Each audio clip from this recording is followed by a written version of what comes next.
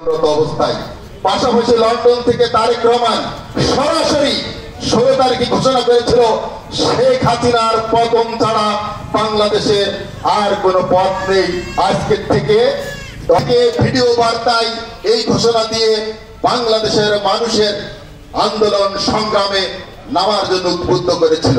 অনেক ভাবে বলতে পারে আজকে কিছু এনসিপি নামে একটি দল গঠন করে ইউনূস এবং তার সরকারের কিছু পৃষ্ঠপোষকতায় তারা আজকে যেভাবে এই আন্দোলনটাকে ভিন্ন খাতে প্রবাহিত করতে চায়। আপনারা লক্ষ্য করেছেন 16 তারিখ যেদিন আবু সাইদ মারা গেছে, যেদিন আমার ছাত্র দলের নেতা ওয়াসিম মারা গেছে, তাদের বাড়িতে এনসিপির লোকজন যায় নাই। তারা মার্চ টু গোপালগঞ্জ করছে। এটা একটা গভীর ষড়যন্ত্র। তারা জানে গোপালগঞ্জ গেলে এটা হবে, তারা জেনে শুনে এটা করেছে বাংলাদেশের নতুন করে একটা ফ্যাসাদ সৃষ্টি করে ভোটকে বিলম্বিত করে লুটপাটের নতুন একটা স্বর্গরাজ্য তৈরি করতে। গোপালগঞ্জের এই ঘটনা সুন্দর প্রি প্ল্যান করে এই সমস্ত লোক করেছে। প্রত্যেক জায়গায় তারা বলছে জুলাই পদযাত্রা, গোপালগঞ্জের নাম হয়ে গেল march to Gopalganj. March to গোপালগঞ্জকে আমরা বলেছি মার্চ টু ডেমোক্রেসি, আর তারা বলতেছে মার্চ টু গোপালগঞ্জ। উদ্দেশ্য একটাই, বাংলাদেশে ভোট বন্ধ করে যেভাবে তারা এই নির্দলীয় কেয়ারটেকার সরকার বা ইউনূসি সরকার, যে সরকারই বলি, তাদেরকে চিহ্ন করে লুটপাট করা হচ্ছে এই সমস্ত পোলাপানের উদ্দেশ্য। সাথে কিছু কাঠমোল্লা ইদানিং নানান রকম বাজে কথা বলছে।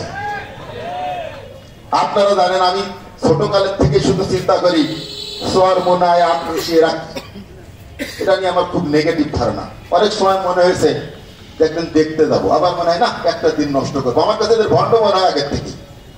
আপনি লক্ষ্য করেছেন পীরের ছেলে পীর, এটা হয় ও পাক পবিত্র আছে কিনা, ও কিছু জানে কিনা তার ঠিক নেই। ওর বাবা ছিল পীর, ও পীর, কত দেখি তার কথাবার্তা শোনেন।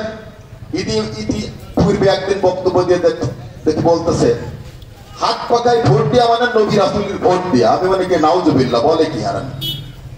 তারপরে আওয়ামী লীগ সরকারের গুণগান গিয়ে তার আন্ডারে ভোট করতে যে বরিশাল সিটি কর্পোরেশনের ভোটে আপনারা দেখলেন খুশি খেয়ে দাঁত ছুঁয়ে দিল, অনেক বাজে কথা বলল। ইদানিং আবার এই সমস্ত ফুলাপানের কাছ থেকে টাকা পয়সা খেয়ে একেবারে ডেট এক্সপায়ার গাঁজা, মানুষ বলে না মেয়াদ উত্তীর্ণ গাঁজা খাইছে, এ বেটার অবস্থা ওই রকম। আবার একজন ডক্টর মাসুদ আছে জামাত ইসলামের, সে দেখি 2 দিন আগে বলতেছে সংস্কারে বাধা দিলে এটা কি হবে, সংস্কারে বাধা দিলে নাকি গুনাহ হবে। মানে সংস্কারটা কি? বাংলাদেশের সব থেকে বড় সংস্কারক শহীদ রাষ্ট্রপতি জিয়াউর রহমান, বাংলাদেশের সব থেকে বড় সংস্কারক বেগম খালেদা জিয়া, বাংলাদেশের সব থেকে বেশি সংস্কার করবে তারেক রহমান। আমরা গণতন্ত্রের জন্য বাংলাদেশের লড়াই করেছি, আমরা শেখ হাসিনার পতন করেছি।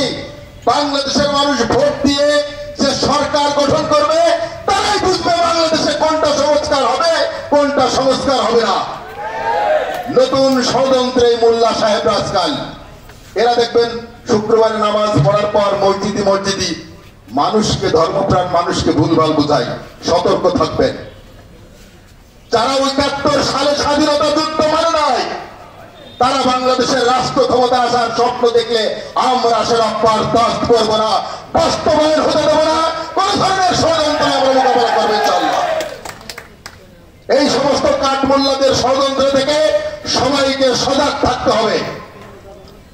এরা যে সমস্ত কথা বলে তারা সম্পূর্ণ ইসলাম বিরোধী কথা বলে। নতুন করে আরেকটা ঘটনা আপনাদের মধ্যে মানুষ ঢুকিয়ে দেওয়ার চেষ্টা করছে। বিএনপি আওয়ামী লীগ যা, বিএনপি তাই। নো, এই কথা যারা বলে তারা সুবিধাবাদী। বিএনপি যুগে যুগে প্রমাণ করেছে, যখনই রাষ্ট্র ক্ষমতা এসেছে বিএনপি বাংলাদেশের মানুষের ভাগ্য উন্নয়ন করেছে। বিএনপি প্রকৃত অর্থে বাংলাদেশে উন্নয়ন করেছে। বিএনপি বিশ্বের বুকে বাংলাদেশকে সম্মানিত করেছে। শেখ হাসিনার মতো কারোর করে রাজ্যে রূপান্তরিত করে নাই। আমি আজকের থেকে 4-5 মাস আগে আপনাদের সামনে বলেছিলাম আমাদের বিজয় আংশিক হয়েছে, সম্পূর্ণ বিজয় অর্জনের জন্য আমাদেরকে